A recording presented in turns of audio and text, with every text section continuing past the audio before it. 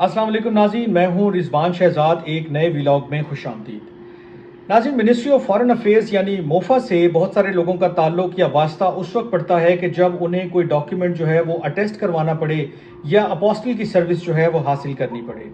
Ministry of foreign affairs यानी MOFA ने अभी हाल ही में एक नया निज़ाम इंट्रोड्यूस करवाया है, जिसका जिक्र मैंने पिछले कई व्लॉग्स में किया कि उसमें क्या क्या तब्दीलियां आई हैं, कैसे लाइन और टोकन को ख़त्म किया गया और कैसे अब इन पर्सन जो दस्तावेज़ात हैं वो बहुत मखसूस कर दिए गए हैं कि जिनके लिए आपको मिनिस्ट्री ऑफ फॉरेन अफेयर्स या मोफा अटेस्टेशन सेंटर्स पर जाना पड़ता है। बाकी तमाम दस्तावेज़ात आपको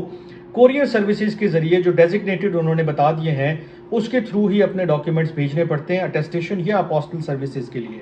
लेकिन जितने भी व्लॉग मैंने किए और वीडियोस की उसके नीचे जो ज़्यादातर सवालात थे वो इस नौयत के थे कि ये बता दें कि निकाहनामा किस कैटेगरी में आता है, एफआरसी क्या पर्सनल डॉक्यूमेंट्स में आता है या वो किसी और लिस्ट ऑफ डॉक्यूमेंट्स में जो है वो फॉल करता है। इस तरह सीएनआईसी के बारे में पूछा गया, डेथ और बर्थ सर्टिफिकेट्स के हवाले से पूछा गया। तो मैंने कुछ इन्फॉर्मेशन इकट्ठी की और मैंने बात की लोगों से, तो जो मेरे सामने तफसीलात आई हैं उसके मुताबिक जो मोफा अटेस्टेशन के लिए जब आप जाते हैं या आप कोरियर सर्विस का इस्तेमाल करते हैं तो 12 ऐसे डॉक्यूमेंट्स हैं कि जो पर्सनल कैटेगरी में फॉल करते हैं। आज की इस वीडियो में हम जानेंगे कि ये जो 12 दस्तावेज़ात हैं ये कौन से हैं, इनकी फ़ीस कितनी है और इनमें से एक डॉक्यूमेंट वो कौन सा है जिसके लिए आपको अभी भी इन पर्सन जाना होगा और उसके लिए आपको कोरियर सर्विसेज जो हैं वो अपनी खिदमात नहीं दे पाएंगी। तो शुरू करते हैं इस वीडियो का आगाज़ उन तमाम 12 डॉक्यूमेंट्स के नामों से और फिर उनकी थोड़ी थोड़ी तफसील मैं आपके साथ शेयर करता जाता हूँ कि ये कौन से डॉक्यूमेंट्स हैं, इनकी फ़ीस कितनी है और जब आप इनको प्रोसेस करने जाएंगे तो आपका टाइम कितना लगेगा। जो सबसे ज़्यादा पूछा गया सवाल था उनमें 2 डॉक्यूमेंट्स का बहुत ज़्यादा जिक्र था कि ये बता दें एमआरसी यानी कि मैरिज रजिस्ट्रेशन सर्टिफिकेट, जिसको आप निकाहनामा भी कहते हैं, क्या वो पर्सनल डॉक्यूमेंट्स की कैटेगरी में फॉल करता है या नहीं करता है और उसे कैसे प्रोसेस करवाना है, क्या हमने इन पर्सन जाना है या कोरियर सर्विस के थ्रू ये खिदमत हासिल करनी है। एफआरसी के बारे में भी यही सवाल थे और इसी तरह जो दीगर डॉक्यूमेंट्स हैं उनके बारे में भी पूछा गया कि आप इसके हवाले से कुछ इन्फॉर्मेशन अगर मालूम कर सकें तो वो हमारे साथ ज़रूर शेयर कीजिएगा। तो ये जो मोफा के पर्सनल दस्तावेज़ात हैं उनकी जो लिस्ट मेरे सामने आई है, जो मैंने इन्फॉर्मेशन इकट्ठी की है, उसके मुताबिक जो मैरिज सर्टिफिकेट है जिसको आप मैरिज रजिस्ट्रेशन सर्टिफिकेट या निकाहनामा कहते हैं, ये पर्सनल डॉक्यूमेंट्स की लिस्ट में फॉल करता है।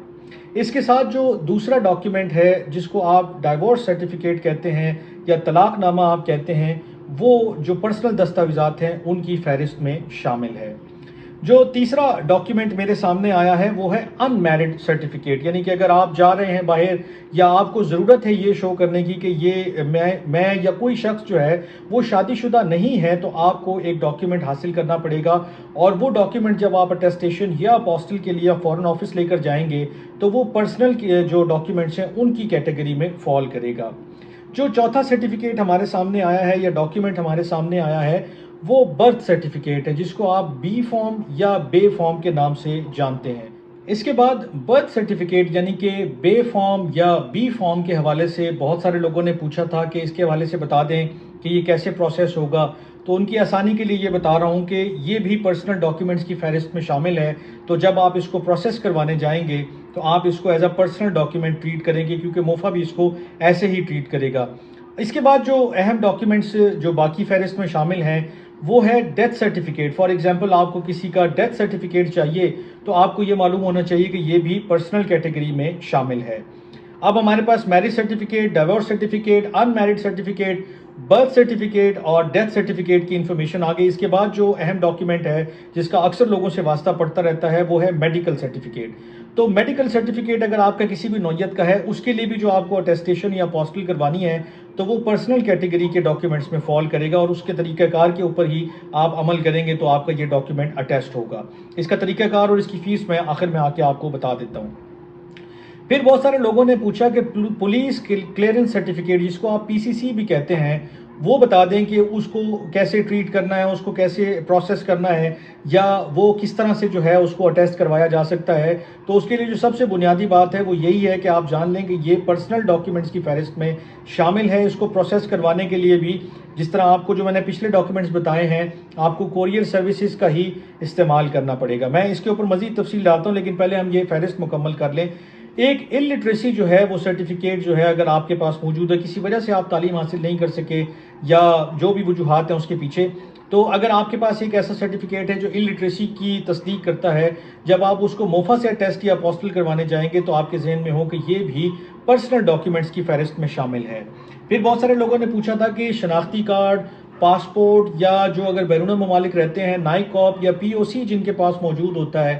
وہ کیا کریں، ان کے ڈاکیومنٹس یہ جو ہیں وہ کس کیٹیگری میں فال کرتے ہیں، اس کا پروسیس کیا ہوگا۔ تو پہلے یہ جان لیں کہ یہ جو ہے پرسنل ڈاکیومنٹس کی فہرست میں شامل ہیں۔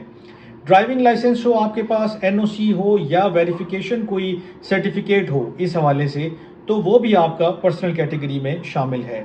پھر جو سب سے اہم اور سب سے ضروری سوال جو لوگوں نے بہت زیادہ پوچھا تھا پچھلی تمام ویڈیوز میں، وہ تھا ایف آر سی کے متعلق کہ ایف آر سی جو ہے وہ کیا ڈاکیومنٹ ہے، اس کو کیسے اٹیسٹ کروانا ہے، وہ کس فہرست میں شامل ہے۔ تو یہ جو فہرست ہے اس کی وہ پرسنل ڈاکیومنٹس کی ہے، اور یہ جو تمام ڈاکیومنٹس ہیں، ایک میں نے آپ سے ابھی ذکر نہیں کیا، وہ ہے ایفیڈیوٹس۔ ایفیڈیوٹس کون سے والے ہیں؟ یہ دو ایفیڈیوٹس ہیں جو پرسنل کی کیٹیگری میں شامل ہیں۔ ایک جو ہے وہ فیملی ری یونین کے حوالے سے ہے، اور دوسرا جو ہے وہ فائنینشیل سپورٹ کے حوالے سے ایک ڈاکیومنٹ ہے۔ آپ یہ ایک چیز ذہن میں رکھیے گا کہ یہ جو میں نے 11 ڈاکیومنٹس بتائے ہیں ایفیڈیوٹس کے علاوہ، یہ تمام کے تمام ڈاکیومنٹس آپ جو ہے وہ کوریئر سروسز کے تھرو ہی جو ہے وہ پروسیس کروائیں گے، اور کوریئر سروسز کے پاس جب آپ جائیں گے تو آپ کے ذہن میں ہو کہ یہ جو تمام ڈاکیومنٹس ہیں جن کو میں پرسنل ڈاکیومنٹس بتا رہا ہوں، اس کو پرسنل بتانے کا مقصد ایک یہ بھی تھا کہ اس کی جو فیس ہے وہ 3000 روپے پر ڈاکیومنٹ رکھی گئی ہے۔ یعنی کہ جب آپ کوریئر سروسز کے پاس جائیں گے، چاہے وہ ٹی سی ایس ہے، ای سی ایس ہے یا کوئی اور آفس ہے، جیریز کا آفس ہے، تو وہاں پر آپ کو ایک ڈاکیومنٹ کے بدلے 3000 روپے جو ہے وہ موفا کی فیس دینی ہوگی، اور پھر جو وہاں کا جو کوریئر سروس ہے اس کی بھی فیس آپ کو ادا کرنی پڑے گی، جو تقریباً اتنی ہی ہے، اس سے زیادہ بھی ہو سکتی ہے، لیکن میں چونکہ پولیس کلیئرنس سرٹیفکیٹ کروانے گیا تھا تو اس کی فیس 2500 روپے انہوں نے چارج کی تھی۔ اور اس کے علاوہ جو یہ ایفیڈیوٹس ہیں اس کے حوالے سے یہ بتانا ضروری ہے، انفارمیشن دینا ضروری ہے کہ یہ وہ ڈاکیومنٹ ہے جس کے لیے ابھی بھی آپ کو ان پرسن جو ہے وہ موفا آفیسز میں جانا پڑے گا، کراچی میں ہو، لاہور میں ہو، اسلام آباد میں ہو، پشاور میں ہو یا گجرات میں ہو یا کہیں اور ہو۔ تو یہ جو ایفیڈیوٹس ہیں اس کے حوالے سے فارن آفس کے جو اہلکار ہیں یا فارن آفس کے جو آفیشلز ہیں یا انہوں نے جو سٹیٹمنٹس جو جاری کیے ہیں ابھی تک اس حوالے سے، اس میں بالکل کلیئر کٹ لکھا ہوا ہے کہ جو حلف نامے ہیں یا جو ایفیڈیوٹس ہیں اس کے حوالے سے جو کوئی قانونی دستاویزات ہیں، عدالتی دستاویزات ہیں، آپ کو ان پرسن آنا ہوگا، اور اس کی تصدیق یا اس کا اپوسٹل جو ہے وہ اسی وقت ممکن ہوگا کہ جب وہ شخص جو ہے وہ اس کے سامنے موجود ہو جو آفیشیل ہیں فارن آفس کے۔ تو یہ جو 12 دستاویزات تھے یہ صرف آپ کی آسانی کے لیے کہ آپ کو معلوم ہو کہ یہ 12 دستاویزات کون سے ہیں جو پرسنل کیٹیگری میں فال کرتے ہیں، اور ان کی فیس کتنی ہے اور ان کا ٹائم کتنا لگے گا۔ ٹائم کے حوالے سے مجھے بتاتے ہوئے بڑا دکھ بھی ہوتا ہے کہ جو کام پہلے ایک دن میں ہو جاتا تھا فارن آفس میں، دھکے ٹھوٹے کھانے پڑتے تھے لوگوں کو، تکلیف اٹھانی پڑتی تھی لوگوں کو،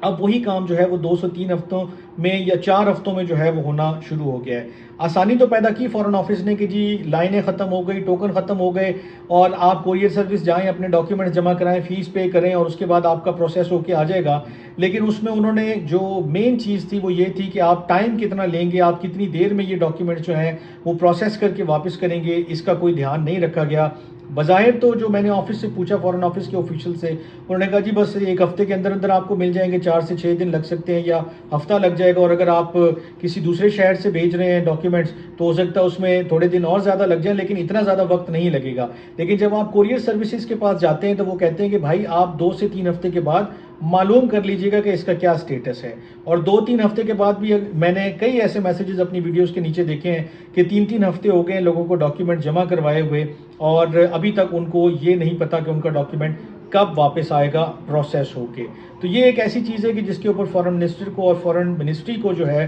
وہ ایکشن لینا چاہیے، اور ان کو یہ انشور کرنا چاہیے کہ اگر ایک ڈاکیومنٹ پہلے ایک دن میں اٹیسٹ ہو رہا تھا تو اب اس کو اتنے زیادہ دن کیوں لگ رہے ہیں۔ اس کے بعد میں کچھ اور ڈاکیومنٹس کی بھی لسٹ دیکھ رہا ہوں کہ لیگل میں مثال کے طور پہ کون کون سے ڈاکیومنٹس جو ہیں وہ لیگل کی کیٹیگری میں شامل ہیں، اور ان کی فیس کتنی ہے، ان کو کتنا ٹائم لگ رہا ہے، اور ان کے حوالے سے مزید کیا انفارمیشن ہے، وہ لے کے جلد میں آپ کے سامنے حاضر ہوں گا، اور پھر ہم بات کریں گے کہ پرسنل اور لیگل میں کیا فرق ہے اور کیوں اتنا ٹائم لگ رہا ہے۔ تب تک کے لیے اپنا بہت خیال رکھیے گا۔ اللہ نگہبان۔